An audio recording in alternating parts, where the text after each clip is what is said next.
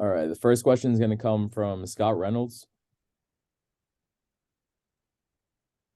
Hey, Coach. Ryan Jensen didn't travel with the team and hasn't practiced since before the Steelers game. Has he had a setback with his knee injury, or has that not come around? And is it safe to say you're preparing to start Robert Hainsey at center in week 1? It's status quo right now. We haven't made a decision on the starting center. We'll watch the tape and we'll evaluate it from there. But it was status quo. We didn't think traveling on the plane would be any better for his knee, so we left him home. All right. Next, we'll go over to Greg Allman. Hey, Todd, hope you're doing well. First, just want to get an update on John Wolford, if I could, in terms of how he's doing after getting carted off last night. He's feeling better. He's moving around, so that's the best we can offer right now. The test came out pretty good, so we'll just see how he recovers. Did he come home with it? Did he come home with the team? Yes, he did. Okay, thank you. And now we'll go over to Jenna Lane. Hey, Coach. Good morning. Thanks for doing this. Regarding Wolford, I know the update on him was a neck injury. Did he sustain any sort of head injury, or is it just a neck injury? Right now, it's a neck injury. We're still evaluating him, but the neck injury is right now. Thank you. We'll go back to Scott Reynolds. Coach, Robert Hainsey didn't play any snaps last night. Was that just because you wanted to see Nick Leverett and, in a game type setting? John Molchan is another guy in contention for center. Why didn't Hainsey play last night?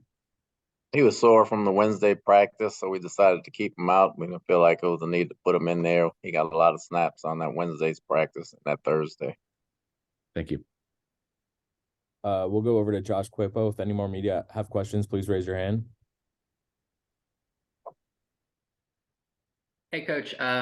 Just can you speak a little bit about what you've seen from Dave Canales now 2 games as a play caller? What have you liked, and what areas do you think maybe he could improve on? Or just put in the offense, so you can always improve. Obviously, it's not the finishing touches yet. He's still getting the feel for some of the players, but I think he does a good job calling it. He has a good job. He does a good job teaching it, and those guys understanding it.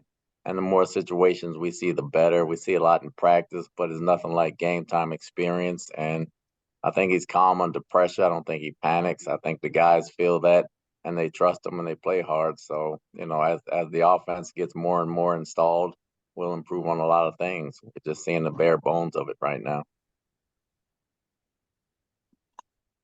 All right, now we'll go over to Sarah Walsh.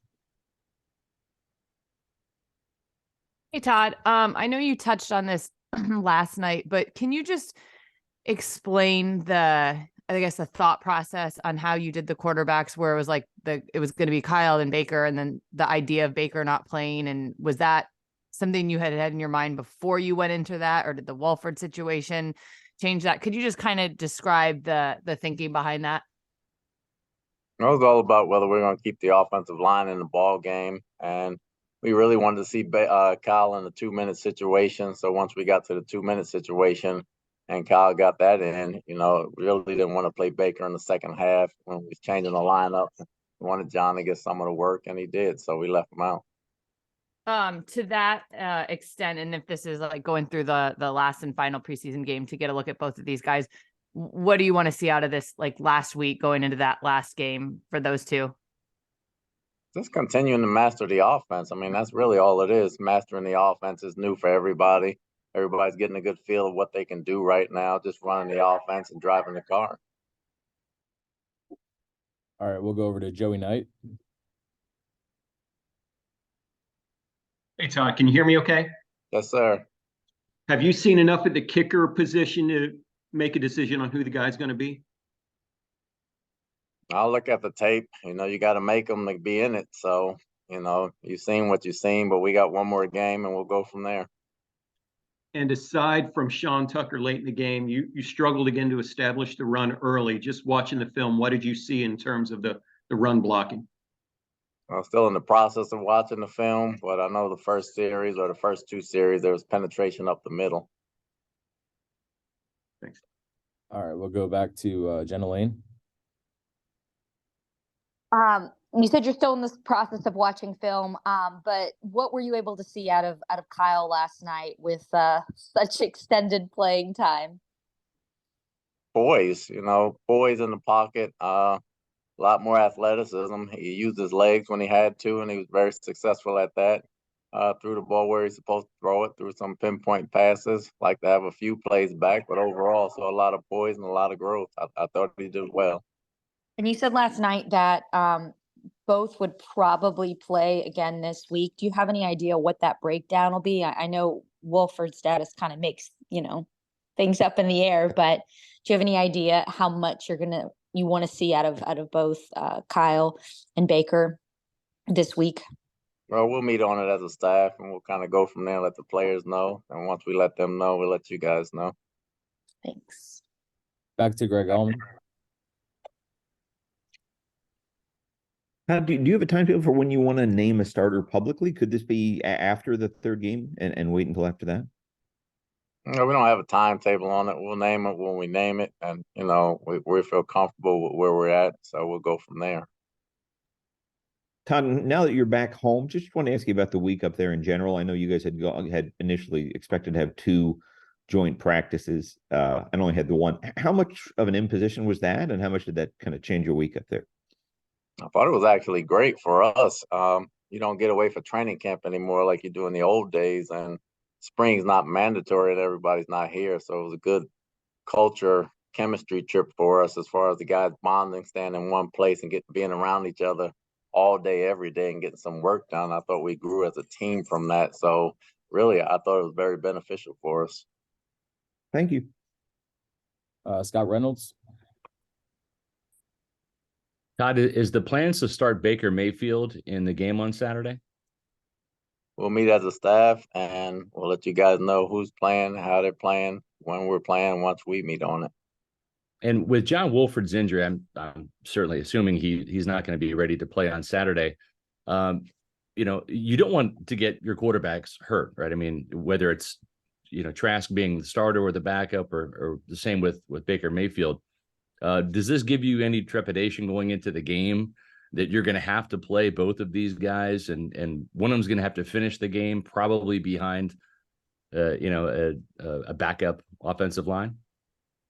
Well, Kyle finished the game last night behind the same line, so that's kind of out the window there. So whoever has to play is going to play, and we'll go from there.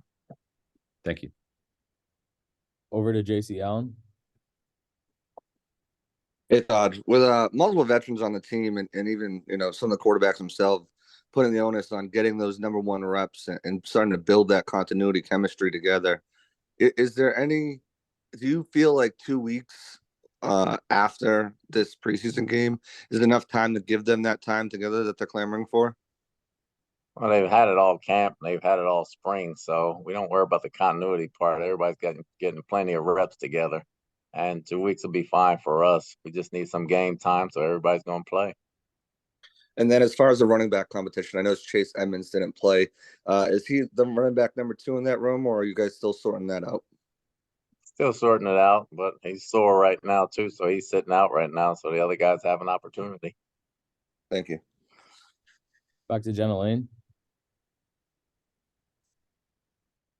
Hey, Coach. Greg touched on this a bit, but the cancellation of that second joint practice with the Jets, when were you made aware of that?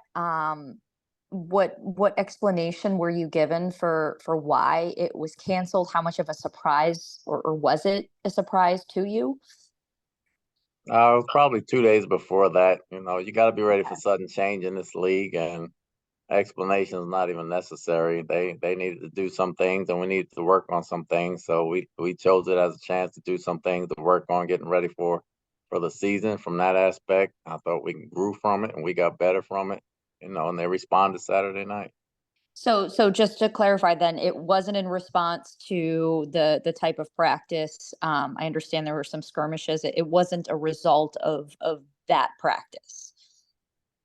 Not on our end, no. I never made an explanation. I just said they had their reasons and we had ours to go ahead and get some work done. They needed to get some work done. You probably have to ask them that. Thank you so much. Yeah. Back to Scott Reynolds. Coach, you guys reduced the number of penalties last night, and your tackling was improved on defense, yet a much better turnover ratio, 3-0. Which area of those three really pleased you the most in terms of seeing your team progress from preseason game 1 to 2? All three, actually. We want to keep getting turnovers. That gives our offense a chance. Tackling has to improve in preseason. Hopefully it gets better next week. It was better. It still can be even better than that. Always want the turnovers. Always want the turnovers. And we took care of the football, so that's important for us. Thanks, Coach. Back to Josh Quippo. Hey, Coach. You had two projected starters on your offensive line start once again in terms of Luke Gedeke and Cody Mauch. I know you probably have to watch the tape a little bit more closely, but just initial thoughts. Seemed like Mauch really held his own very well, and Gedeke had pretty strong matchup in terms of Jermaine Johnson. It looked like he did a fairly good job of holding his own as well. Just on the raw eye, from what I've seen, I thought they fought and battled. I have to see the tape to worry about the technique and everything that they did, but I thought they did a solid job according to the offensive line coaches. Thanks, Coach. All right, and we'll finish up with JC Allen. Hey, Todd. Logan Hall was the only defensive starter that played in that game last night. What did you see out of him, and what have you seen out of him throughout these last couple of weeks? He's really been getting comfortable with the system. Obviously, he's been a lot stouter in the run game, was something he had to learn last year. So this is really his first time starting. So he needs some reps. He needs a lot of reps that way. So he's been starting off the games most of the time. But really I like where he's at. And then D. Delaney, can you just speak on his versatility to start the game at nickel, finish the game at safety, come down with an interception, and just how valuable of a piece he is for you guys in that defensive backfield? He's very valuable because he's versatile. When it comes down to cuts, you need a guy that can play 2 or 3 positions so you can keep somebody else at another position. He's making his presence felt. He's making himself known. He's been doing that all training camp, and we're taking notice. Thanks. All right, that's all we have for today. Thanks, Coach. Thanks. Have a good day, everybody.